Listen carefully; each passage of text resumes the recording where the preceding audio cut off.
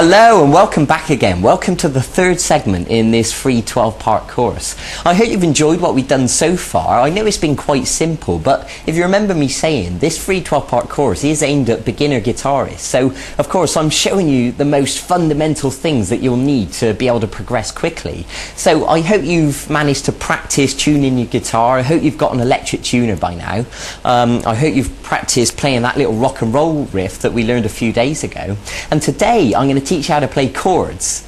Now, in case you don't know what chords are, it's when you hold more than one note down on the guitar at once and you strum all the strings, like this for example.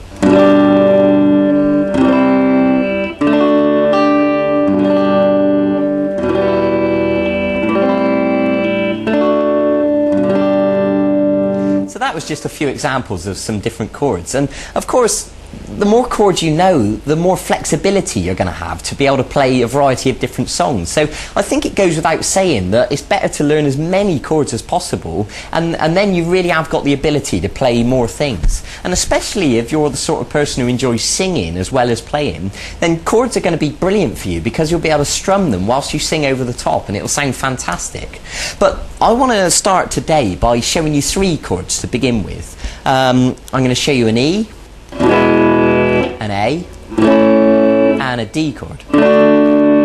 And these three are what I consider to be the most useful, the most widely used chords. So once you know them, you'll find that they crop up in lots of songs. So it's important that you get to know them right from the start. And then of course, as we progress, you'll learn more and more chords and, you know, we can go from there. But let's start simple. So I want to begin by showing you the E chord.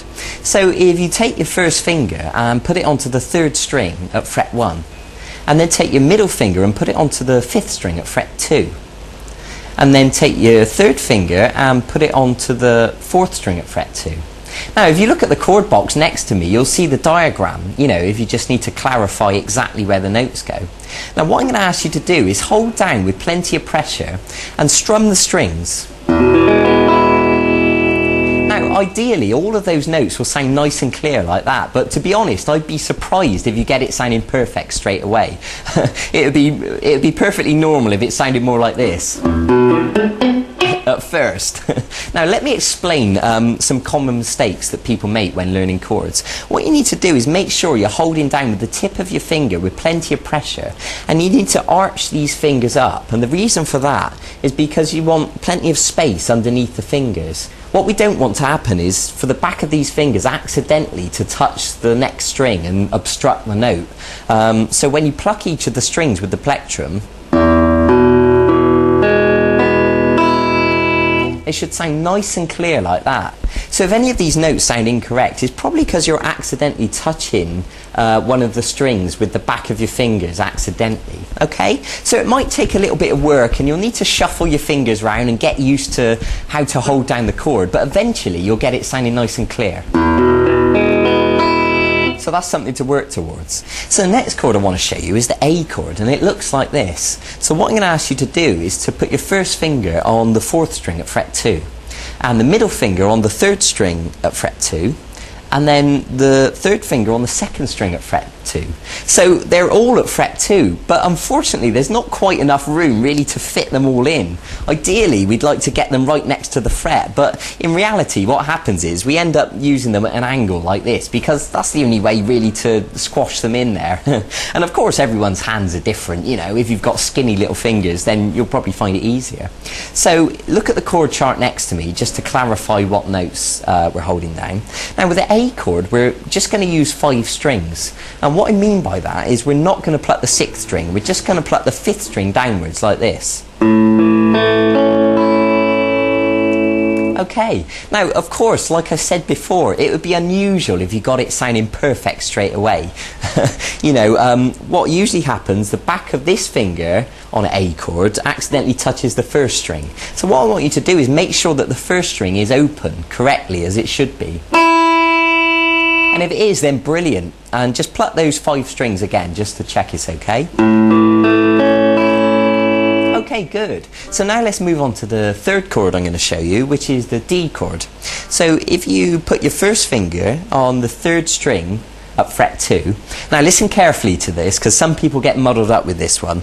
The middle finger goes onto the first string at fret 2, and then this third finger goes onto the second string at fret 3.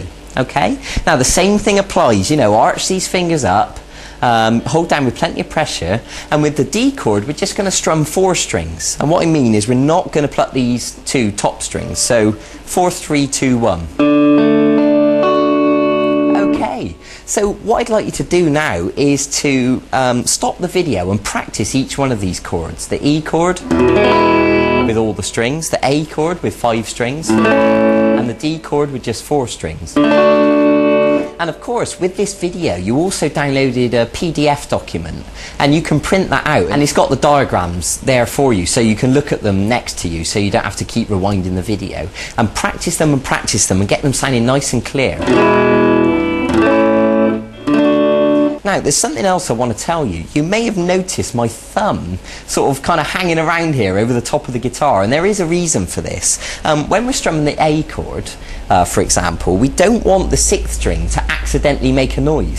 So what I'm doing is gently touching it just a little bit with the thumb, and that's enough just to mute the note, so it stops the 6th string from accidentally making a noise. And then when you strum all the 5 strings, then you know you're only just getting the correct notes that you want. So that's the reason for that. So what you can do once you've learned these chords is put them into a bit of a sequence. For example, you could play the A chord 4 times, and then you could play the D chord, back to the A, and then the E chord, and then you can do that again.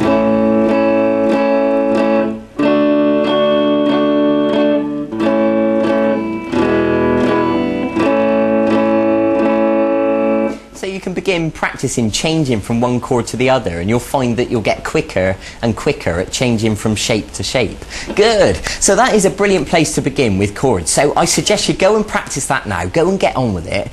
Get them sounding nice and smooth, nice and clean. Practice changing between the shapes, and I'll see you in a few days for the next segment of this e-course. And in the meantime, you can also go and look at the website and look at the archive, and you'll see all the songs that are there. And there's songs like Brown Eyed Girl by Van Morrison, which uses chords, or Oasis songs, or Jack Johnson, or a whole bunch of other stuff. So if you want to jump ahead of yourself a little bit, you can go and have a look and see if there's any songs you'd like to learn. That's fine by me. Okay, so go and get on with it. I'll see you